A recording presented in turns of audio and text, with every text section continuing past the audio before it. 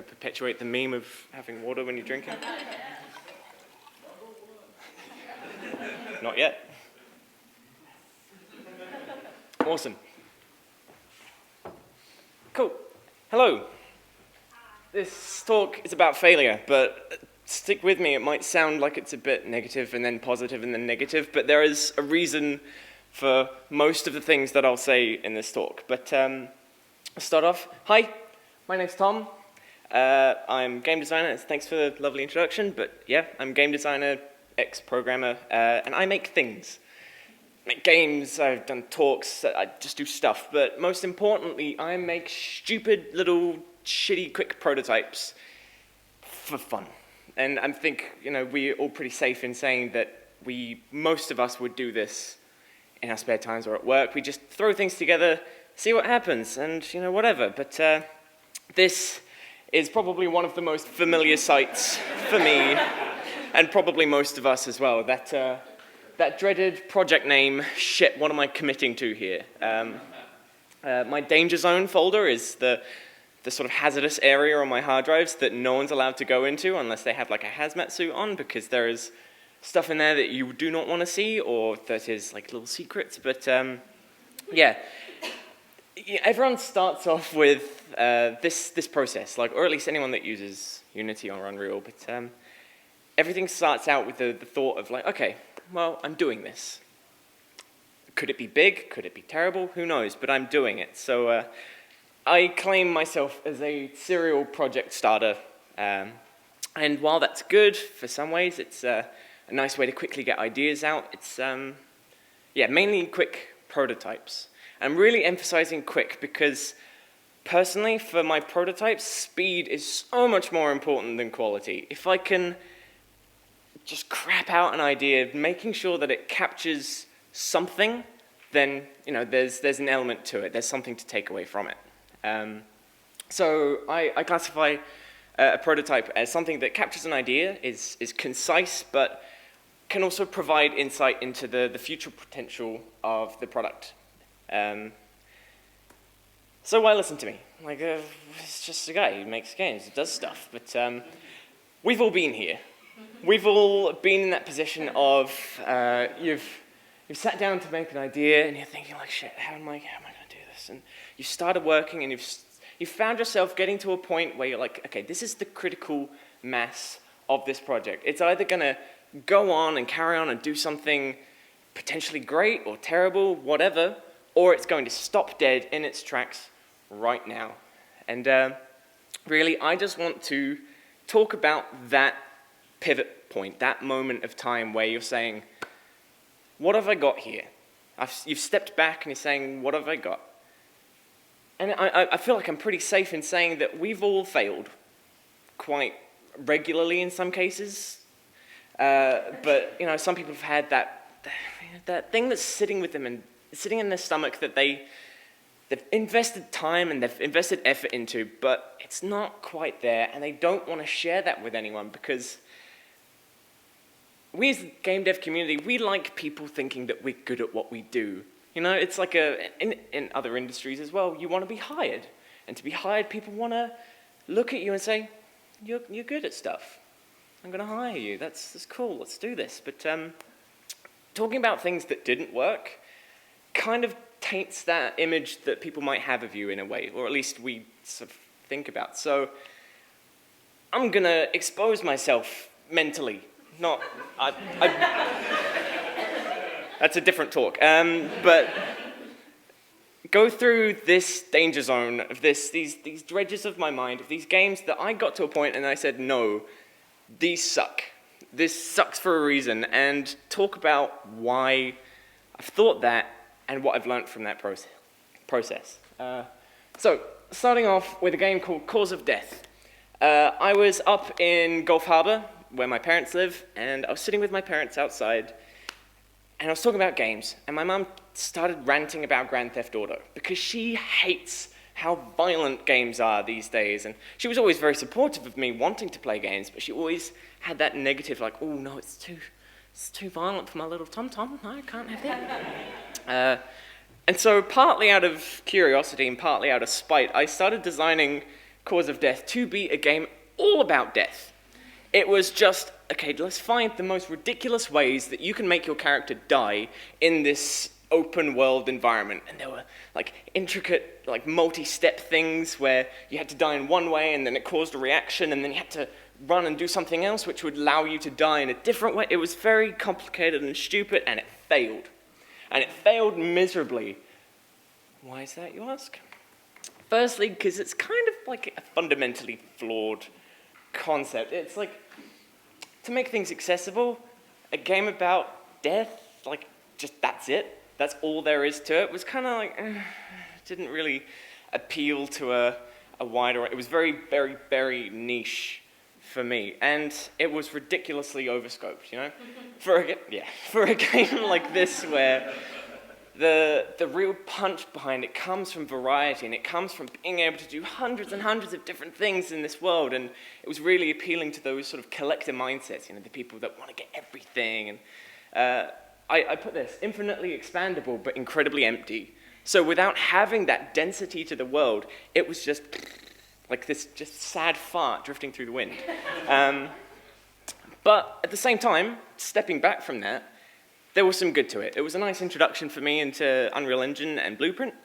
And specifically from a design perspective, building from a limited muse, the only thing that I was working off of was killing lots, like lots of death. That was the inspiration for me. And everything that I had pointed towards that. So every design choice is like, does it relate to dying in lots of ways? If not, check it out. If it did, then great. It reinforced that cornerstone of the game. And it really pushed the limits of my understanding of game design and game development as well. Next concept was a game that I tentatively called Flick, but that's not the game. That's Ollie Ollie. It's awesome, or Ollie Ollie 2, but this came from me playing a lot of Ollie Ollie 2. And it's similar to Skate in the Skate franchise in a way, because it's all about doing skateboard tricks with a controller, but you have to actually do like a cool trick with the controller to do a cool trick in the game. So really I wanted to capture that, like feeling like you'd done something satisfying and then something satisfying happening. And I spent a couple of hours on this and I was like, cool, step back, thought about it some more, and then I was like, nah, it's a big old fail. And the reasoning that I gave myself was it was just reinventing the wheel. Sorry, I had to. Really, all I was doing was remaking this game. Like everything that I was thinking about, like it was a small mechanic, sure, but I wasn't allowing myself to think of the different applications of this thing outside of that one game. Everything, I tried to expand it, and I was like, oh, I'm just making Ollie Ollie 2. And it was a shittier Ollie Ollie 2. So it was too focused in, and it was lacking the fact that that mechanic in Ollie Ollie 2 is such a small part of the bigger whole, you know? Everything about that game is really satisfying to do, even aside from just that little mechanic. So just trying to do that was bad. But again, on the flip side, what's this, Tom? Talking about good things and a talk about failure? No. I showed it to Claire, my partner, and she was like, share it, tweet it. I was like, no, it's just pointless. It's just a little thing with circles and squares and stuff. No one's going to get it. But due to my stubbornness, but her real good support pressure, I tweeted it. And, you know, in my little closed circle of friends, you know, it got like a little bit of traction, got some nice responses, like Ethan tweeted me back, and it was really nice. But then I started getting messages from people in really weird communities saying, hey, like what you're doing. I'm from the fighting game community. This is the sort of thing that we do here as well, and I'd like to see you apply it to that. I stepped back and I'm like, I never would have thought of that. Like, here I was thinking about a skateboarding game, but by sharing it and putting it out there, I was exposing myself to those different avenues of application that I was so oblivious of in my own little bubble. And it really gave me that inspiration to, you know, maybe it's not just pointless waste of time.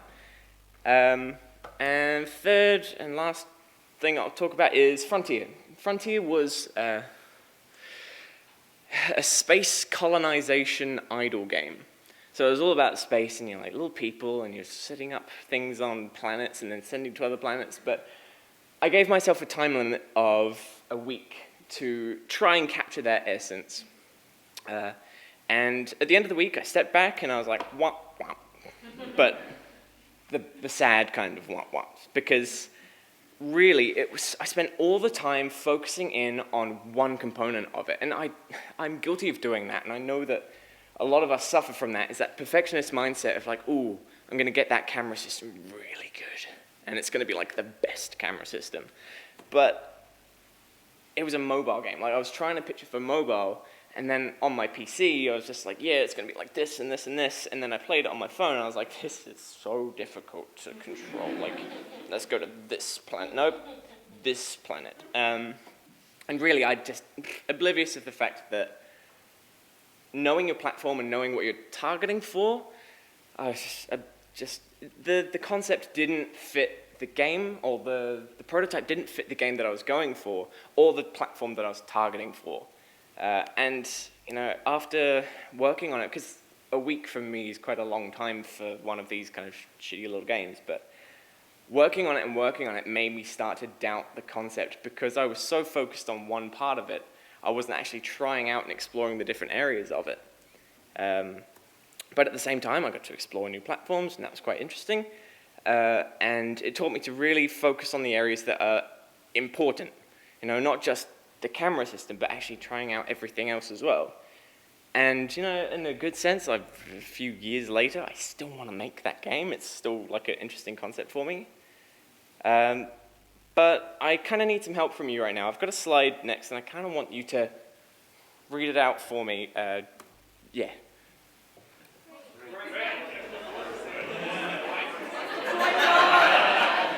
Good question. So, really, these are like the key takeaways for this kind of shit. And first and foremost, give your concept an expiration date. And that's kind of vague, but when you're working on a prototype, it's so easy to say, oh, you know, I'll keep trying this thing, and like, I'll just keep building on it and building it. And then by the time that you've sort of stepped back, you've spent like 6 years on a prototype of something that doesn't work. You know, by giving yourself a time limit, be it a few hours, a few days, even a month or something, just give yourself a set day to step back, like tools down. You know, you're not allowed to touch it at all for an hour, and really break it down and analyze what you've come up with and what you've made, because really by having a different perspective on it, you can see those fundamental flaws that you might have missed through making it because you've been too focused on the doing part of it rather than seeing what you're actually making. And on the next step of it, stop complaining and share it. You know, even if it's a rubbish concept and you're really not happy with how it is, we are a fairly accepting bunch of people. You know, like, we're all developers who do this. We're all people that make and fail and aren't happy with something, but even if you don't like it, show it to, even if it's like one person, say, hey, check this out, I made this thing. If that can inspire a response from them and say, oh, actually, that's quite cool. Have you ever thought about doing this with it? Even if that's not relevant to you, that's planted a seed in their head that, oh, that's quite a cool concept. Maybe if I were to do something like that, but my spin on it, if you were going to throw that idea away anyway, then what's the harm in inspiring someone else to do something better? And honestly, nothing is perfect, and that is good. That's just fine, because these concepts, the things that we make, we're always learning, and we're always breaking things down, and being able to say that something's a failure, that means that you've got the analytical perspective to understand why that's a failure. You know, you've been able to say, that's not good, because reasons. And those reasons, that's the real learning and the real essence of that experience. You know, you've walked away improving yourself. Even if you're throwing something in the bin, you've still got that to take away with you. And send me your failures. Like, I want to see the shit that you've thrown away, because, you know, let's share this. Let's talk about bad stuff, honestly. And yeah, that's me.